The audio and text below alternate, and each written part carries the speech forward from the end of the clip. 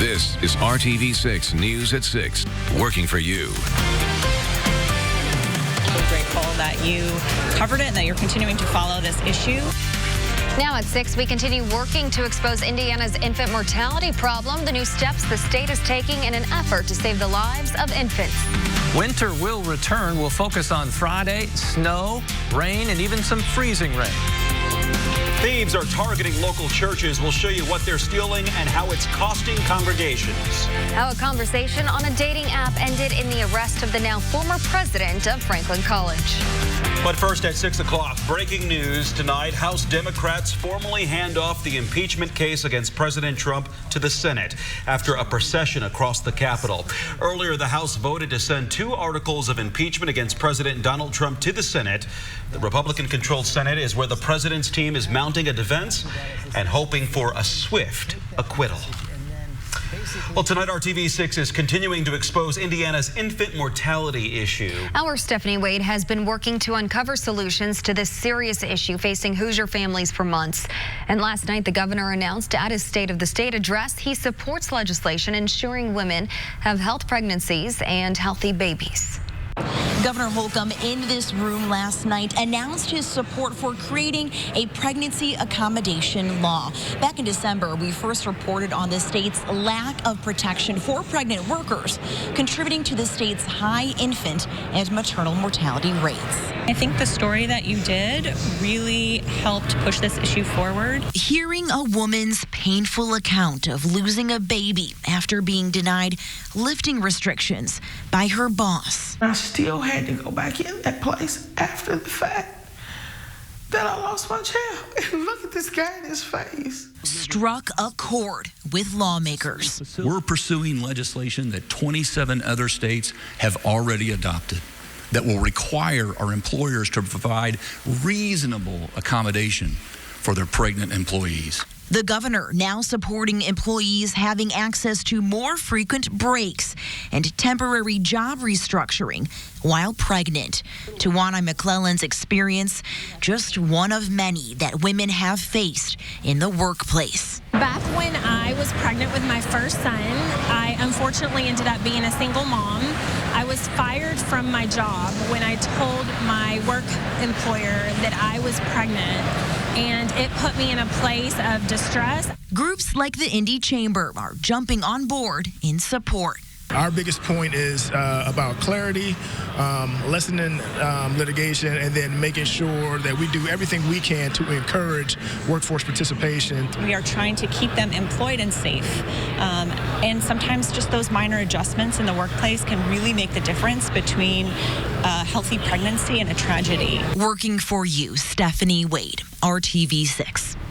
And 2 bills have been filed in both the House and Senate to create this law. We will keep you updated as they make their way through the State House. And new tonight, the Indiana State Department of Health says in 2018, Indiana's infant mortality rate fell at the highest rate in 6 years. Department of Health data shows 559 babies died before the age of 1 in 2018. That's down from 602 deaths in 2017.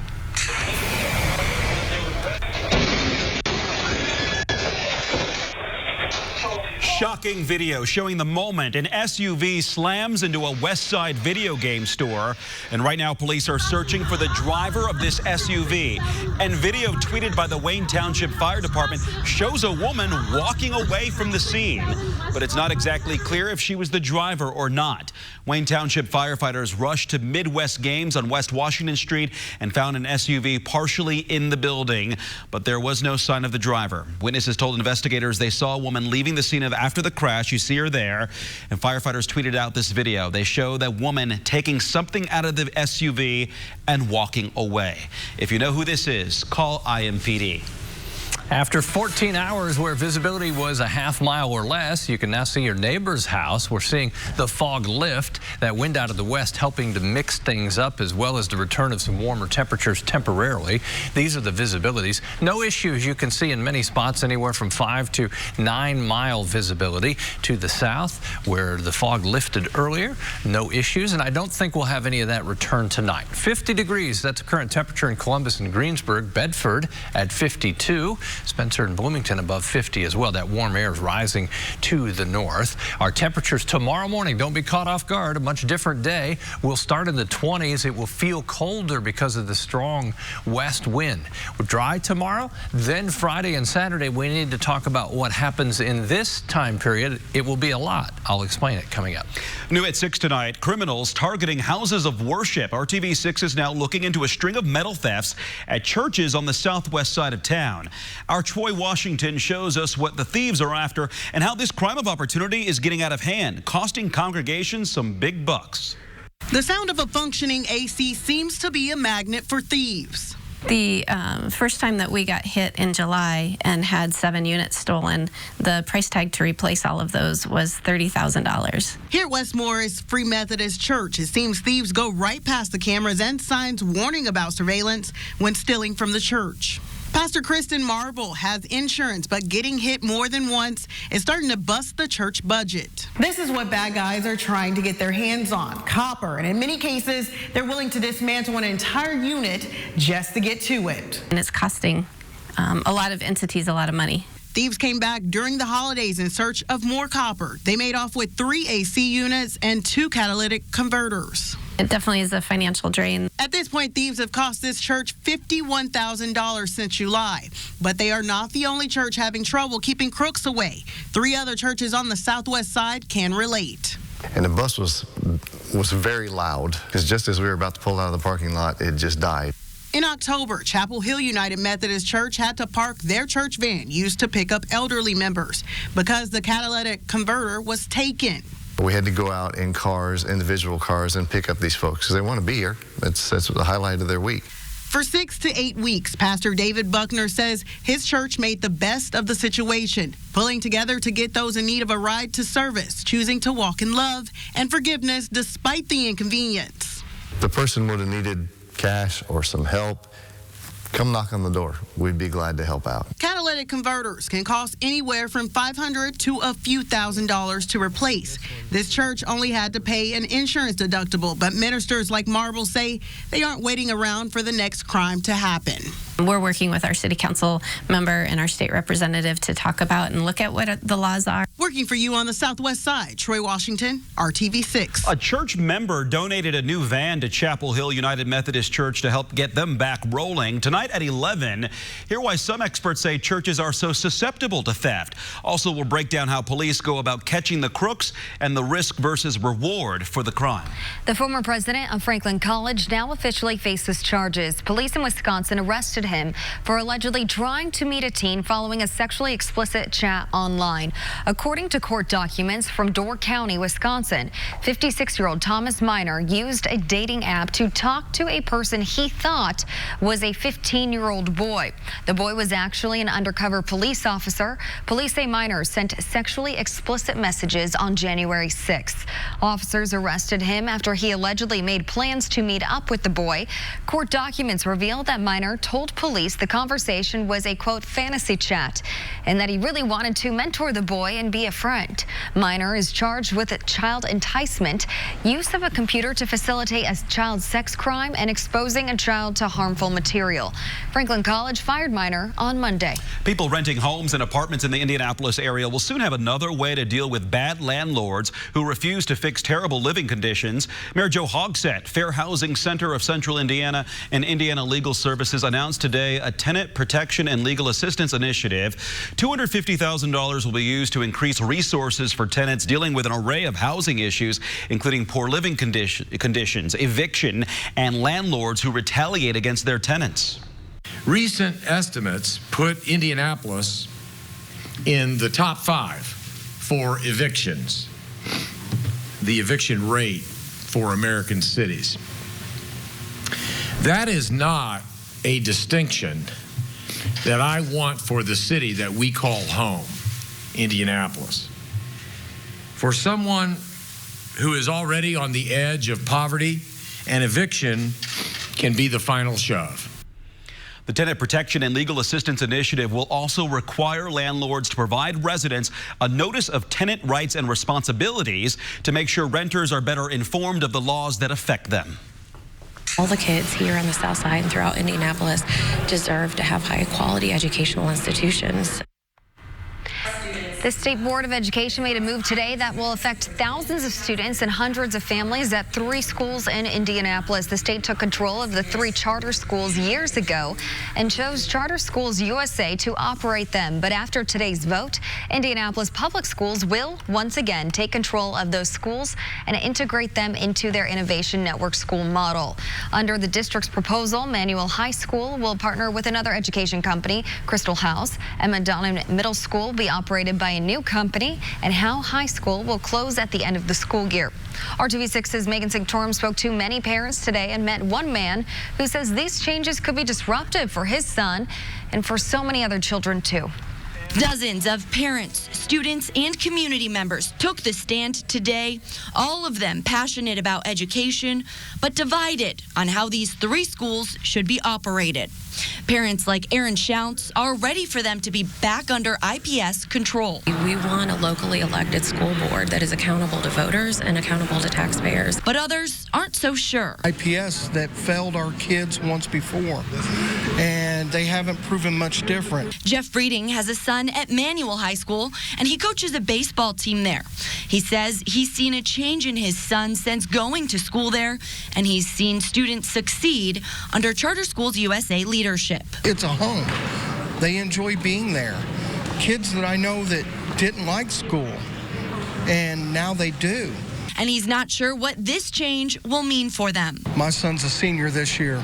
I don't have to worry about it, but I'm sad for other players that I have that are at that school. They're going to have to pick what they want to do. But others worry about what a long-term future under the Charter Schools USA organization could look like. It being a for-profit company based in Florida, they may close up shop and they would leave the students and the families and our community with a shuttered building. We felt that IPS would provide more accountability and long-term sustainability. According to IPS, the Manual and Emma Donnan schools will become Innovation Network schools, operated by outside organizations, but still held accountable to the IPS board. Working for you, Megan Sanctorum, RTV6. And these changes will go into effect in June when the agreement with Charter Schools USA expires. IPS leaders say they will work with impacted students to place them in a new school that fits their interests. Well, still ahead, a new major development headed to Mass Ave. What's coming to the area and how it's expected to enhance an Indy landmark. Plus, a trailer full of trash dumped in front of homes in a West Side neighborhood. There was so much neighbors couldn't even move it. What they did to get it moved and what you need to know tonight. Hinkle Fieldhouse will be rocking tonight. I'm Brad Brown live at Butler. The 5th-ranked Bulldogs taking on number 18 Seton Hall. The Big East lead is on the line. It's going to be a fun one here tonight. We'll have a preview for you coming up on the news at 6. That's tonight. It's Friday night where we'll see some snow, maybe a little freezing rain before something else happens. I'll explain that coming up. Martin Toyota. The only name you need to know. This is RTV6 News at 6, working for you. Imagine someone dumping a trailer full of so much trash in front of your house you couldn't move it if you wanted to. That's what happened to neighbors on Indianapolis's west side. IMPD says someone dumped a trailer filled with everything from toys to trash in the 2200 block of North Goodla Avenue. That's in a neighborhood near Lafayette Road and West Kessler Boulevard, North Drive. The trash was there for days, and no one knew who dumped it. One resident even got a letter from the city of Indianapolis saying if it wasn't moved, she would be fined up to $2,500. But she did not put it there. Neighbors contacted the city and IMPD, and the Department of Public Works came together to try to solve the problem. And today, IMPD and DPW were able to take the trailer full of junk out of the neighborhood. Yeah, it is very depressing. And, you know, there's nothing better for us to come through a neighborhood and remove some cars that are either illegally parked on sidewalks, blocking driveways, etc. You can see the work. I call it fixing broken windows. If you live in Indianapolis and ever have a situation like this neighborhood, contact the Mayor's Action Center. That number is 317-327-4MAC. Again, that is 317-327-4MAC. A new multi-million-dollar development is coming to the Mass Ave area in Indianapolis. Today, developers broke ground on a $20 million mixed-use development called Block 20. It will be located at 428 Northeast Street, adjacent to the Athenaeum. Currently, that area is a surface parking lot. Block 20 will have 77 apartment units, space for a restaurant, and parking garage with 252 spaces. Developers also plan to transform nearby Cleveland Street, which will serve as the main entrance to Block 20. The plan is for Cleveland Street to become a showcase for public art. Construction is set to begin on Block 20 later this month and is expected to last into 2021. A groundbreaking ceremony this time of year can be hard. You break the shovel putting it into the frozen ground, but not this January. Fog is lifting, visibility improving. We're dry tomorrow, and then our attention turns really toward Friday night into Saturday morning. What's going to happen then? A weather system will approach from the southwest. It will bring with it snow at the leading edge, may mix with some sleet or freezing rain.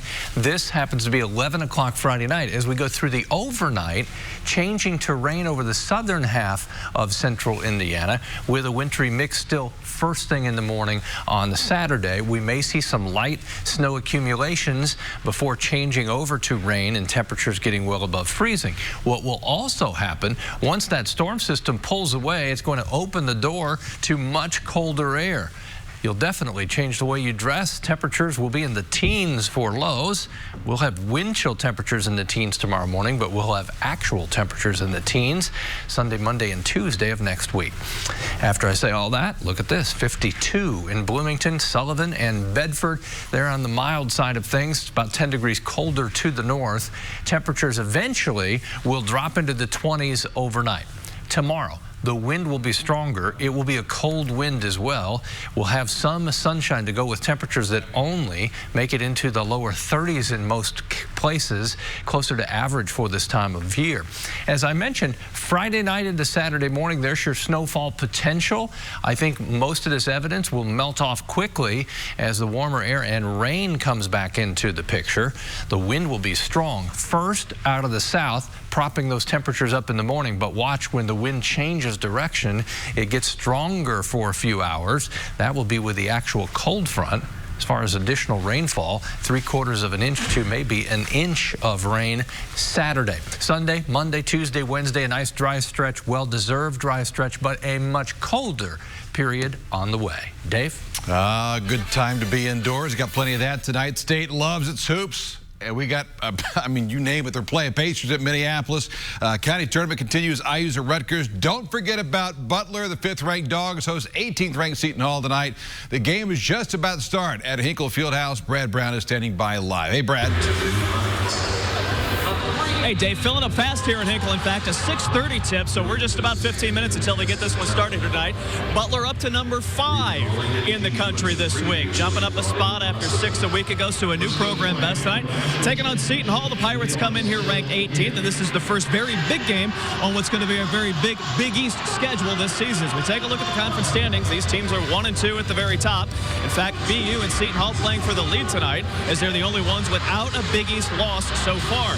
Villanova's in the mix as well. They won last night against DePaul and are now at 4-1. By the way, the Dogs play at Villanova, coming up with another big game next Tuesday. So what's getting it done for Butler? Well, it's an old formula around here. The defense travels well. In fact, if you stay around practice for a bit, you'll see a bunch of T-shirts that say gritty, not pretty. Bottom line is this: the Bulldogs are simply out hustling and outplaying teams so far. The Big East schedule won't allow any chances for much of an off night, especially tonight against a very talented Seton Hall team. We've got to clean up the turnovers. You know, we're not happy with how we've been handling the basketball, and since we started Big East play, certainly we have to do better than that if we want to compete every night in this league. We've gotten away with it, but we got to get better. We got to finish better. You know, that's something that we've emphasized and been working on. So it's, you know, there's so much that we have to work on. They're expecting a full house here tonight at Hinkle. In fact, the Dogs are getting ready to take the court right now. I'll step out and let Dave Marin show you the Bulldogs. coming to the court here tonight. Remember, this team was picked 8th in the preseason poll out of 10 teams in the Big East. They won only 16 games a year ago. If they win tonight, Dave, that'll give them 16 on the season. We'll see you back here with a recap and highlights tonight at 11. Hinkle Fieldhouse, Brad Brown, RTV6 Sports. See you, Brad. Have fun. Well, just a week into the new ownership at the Speedway, the changes are already here. Roger Penske, Speedway President Doug Bowles, and NASCAR Director Ben Kennedy gathering to announce that the Xfinity Series, NASCAR's feeder series, will move its Saturday race from the oval to the road course on the infield. Brickyard 400 itself, now in its 27th year. It'll be run on the oval per usual on that Sunday. Attendance, it's waned. TV ratings could always use a boost, and who knows what opportunities might come up with the change. I like this idea, if for no other reason than I'd like to see some IndyCar guys in that Xfinity race on Saturday. That might be kind of cool. So. Well, listen, we hope that we can maybe get a few of them that might want to run. We'll have to see. Do you know any? I know a lot of them. It's like having 4 or 5 kids. What do we do? There's some guys that I know have shown interest in coming out here. If that were to be the case, if we were to have some guys come over and run with it, I would be extremely excited. Yeah. I'm looking forward. 2020 is going to be great, but I'm excited for 2021, 2022, and really see what the future holds for this racetrack and all of our series. I tell you, it's going to be a busy couple of months this summer. On May 9th, you have the IndyCar race on the road course. May 24th, of course, the 104th running of the Indy 500. Then in July, the BC 39 USAC race kicks things off. That's on the dirt track inside of Turn 3, followed by the Xfinity Series again on the road course. That's July 4th. Florida Georgia Line concert after that, then fireworks that night, and the Brickyard 400 going off on the oval that following Sunday, July 5th. Recapping a big night of hoop tonight on the news at 11. Until then, the news at 6 continues after this. I am Beverly. Hey, welcome back. It is time for the RTV6 photo of the day. Mia Schaefer sent in this great photo. This is Mia's 2-year-old niece, Adeline, playing outside in Trafalgar before the rain came that day. What a cute little girl. Yeah, she's pointing at something. Maybe the rain on the way, right? The fog She's like, here it comes. She's saying, I need someone to push me again. That's what I need. Hey, send in your photo of the day. Email it to news@wrtv.com. All right, well, thanks for joining us. We'll be back here at 7.